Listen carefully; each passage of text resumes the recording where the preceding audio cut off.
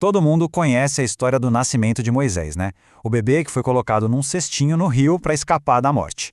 Mas e se eu dissesse que os detalhes mais incríveis dessa história estão bem ali, escondidos nas palavras que a gente lê há séculos sem perceber? Hoje a gente vai mergulhar fundo nesses segredos com a ajuda de um dos maiores sábios de todos os tempos, Rashi. Ele nos mostra como cada palavra, cada vírgula, tem um significado profundo que muda completamente a nossa visão da história. A história começa num clima de terror absoluto. Essa é a ordem do faraó, uma sentença de morte para toda uma geração de meninos. A situação não podia ser mais tensa. É um mundo onde o simples ato de ter um filho se torna um ato de desafio à maior autoridade da Terra. Só que é justamente nesse cenário de medo que heróis improváveis aparecem. E é aqui que a coisa fica fascinante de verdade. A gente vai descobrir como o texto da Bíblia, com palavras escolhidas a dedo, esconde milagres e segredos que só o comentarista Rashi consegue nos mostrar. É como se eles nos dessem uma chave para decifrar um código antigo. Então, vamos lá. Para começar, a gente precisa entender o real alcance desse decreto, porque, como Rashi revela, o negócio era bem mais complicado do que parece à primeira vista. E aqui já vem a primeira grande sacada de Rashi. A gente sempre pensa que o decreto era só para os bebês hebreus, certo? Errado. Os astrólogos do faraó viram nas estrelas que o Salvador de Israel tinha nascido, mas a visão era meio turva. Eles não sabiam se ele era egípcio ou israelita. A única pista era que o destino dele estava ligado à água. Aí, no pânico, o faraó manda jogar todos os meninos no Nilo, inclusive os egípcios. Que ironia do destino! Eles achavam que a água era o rio Nilo, mas a profecia, na verdade, se referia às águas da contenda que Moisés enfrentaria muito tempo depois. No meio dessa loucura toda, a primeira linha de resistência não veio de generais ou políticos, mas de duas mulheres de uma coragem absurda, as parteiras hebraicas, Shifra e Poá. Quando o faraó chamou as duas para dar uma bronca, perguntando por que elas não estavam obedecendo, a desculpa que elas deram foi de uma genialidade espetacular. Elas disseram que as mulheres hebraicas eram diferentes, que elas eram muito hábeis e tinham os filhos antes mesmo que as parteiras chegassem. Mas essa palavra hábeis, o que ela quer dizer de verdade no hebraico original? Pois é, Rashi nos mostra que, escondido nessa única palavrinha, tem um segredo inacreditável. Olha só que coisa genial! A palavra em hebraico que as parteiras usaram, shayot, tem um duplo sentido fantástico.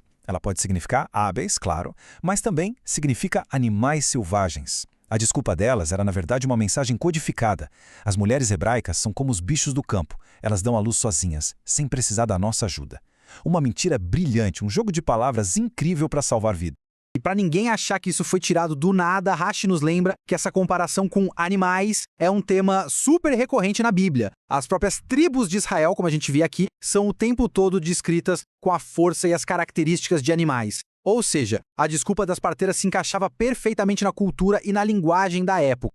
E por esse ato de coragem, por temerem mais a Deus do que ao faraó, o texto conta que elas ganharam uma recompensa divina: casas.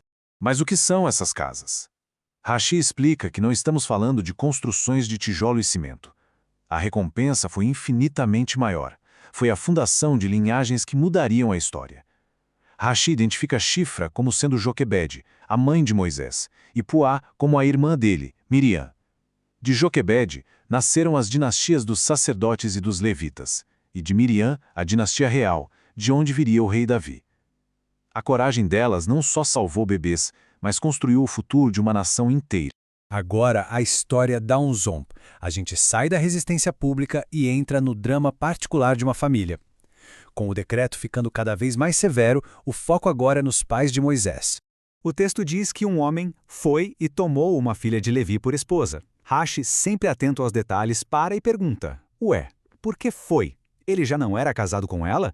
E aqui ele revela um drama familiar que a gente nem imaginava. Anrão, pai de Moisés e um líder do seu povo, tinha se divorciado de Joquebede. Em desespero, ele argumentou que era inútil ter filhos só para vê-los morrer. E muita gente seguiu o exemplo dele. Mas aí, quem entra em cena para mudar tudo? A própria filha dele, a jovem Miriam.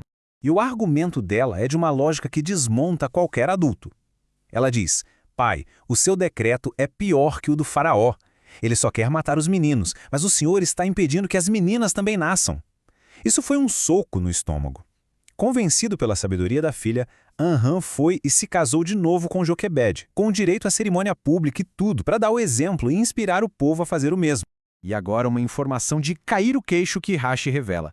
Joquebede tinha 130 anos quando deu à luz a Moisés. 130! Como isso é possível?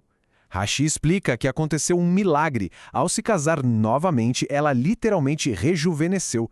É por isso que o texto a chama de filha de Levi, e não mulher de Levi, para enfatizar esse renascimento milagroso. O carinho com esse bebê tão especial aparece nos mínimos detalhes. Olha só a cesta que o salvou. Rashi repara na escolha dos materiais. Argila por dentro, piche por fora. Por que nessa ordem? Por um ato de amor. Foi para que o cheiro forte do piche não incomodasse o bebezinho. Um detalhe pequeno que revela um cuidado e uma compaixão gigantescos. E agora, a história chega numa virada inacreditável. O destino do bebê cai nas mãos da pessoa mais improvável do mundo, a filha do próprio homem que mandou matá-lo. A cesta estava lá, boiando longe, fora do alcance. O texto diz que a princesa mandou sua amá pegá-la. Rashi destaca a genialidade dessa palavra ambígua. Amá pode ser serva, como se traduz normalmente, mas também significa braço. Ele sugere que ali no Nilo aconteceu um milagre. O braço da princesa se estendeu de forma sobrenatural sobre a água para pegar a cesta. O desejo dela de salvar era tão poderoso que desafiou as leis da física. E tem outra pista escondida no texto. Quando a princesa abre a cesta, a Bíblia não diz que ela viu um bebê chorando, mas sim um Naar, que quer dizer jovem ou rapaz. Como assim? Rashi explica. Apesar de ter só 3 meses, a voz dele, o choro dele, era forte e potente como a de um rapaz. Um sinal da força e do destino extraordinário dele desde o primeiro suspiro. Então Miriam, muito esperta, aparece e sugere chamar uma ama de leite, que é, claro, a própria mãe de Moisés. A princesa entrega o bebê a Joquebede e diz Heilish, que significa leve. Mas Rashi nos diz para ouvir com mais atenção. O som dessa palavra é quase idêntico a Heilash, que em hebraico significa eis que ele é seu. Sem perceber, a princesa estava profetizando. Ela estava, na verdade, dizendo à verdadeira mãe que ela estava só pegando de volta o filho que já era dela. E, finalmente, a gente chega ao nome que iria definir o destino de Moisés e amarrar toda essa história incrível de salvação. A princesa o chama de Moshe, que a gente conhece como Moisés. E ela mesma explica o porquê. Porque eu o tirei da água. O significado parece simples, direto, mas como a gente já aprendeu com Rashi, nunca é só isso. E aqui está o brilhante quebra-cabeça linguístico de Rashi. O nome Moshe, em hebraico, está na forma ativa. Gramaticalmente, ele significa aquele que tira para fora, alguém que faz a ação. Se o nome fosse sobre ele ter sido salvo da água, o correto seria a forma passiva, Mashui, ou seja, aquele que foi tirado. Então por quê? Por que o nome dele está na forma ativa? A resposta, segundo a Rashi, é a chave de toda a vida dele. O nome não era sobre o seu passado, mas uma profecia sobre o seu futuro. Ele foi chamado de aquele que tira porque o seu destino não era ser salvo, mas ser o Salvador. Aquele que um dia iria tirar toda uma nação da escravidão das águas poderosas do Egito. O nome dele era um eco de um versículo futuro, onde o rei Davi canta que Deus o tirou das águas poderosas. Moisés estava destinado a ser o agente de Deus para tirar os outros do sufoco. Uma revelação que muda tudo e nos mostra que, às vezes, é no nosso momento de maior fragilidade que o nosso verdadeiro propósito é definido.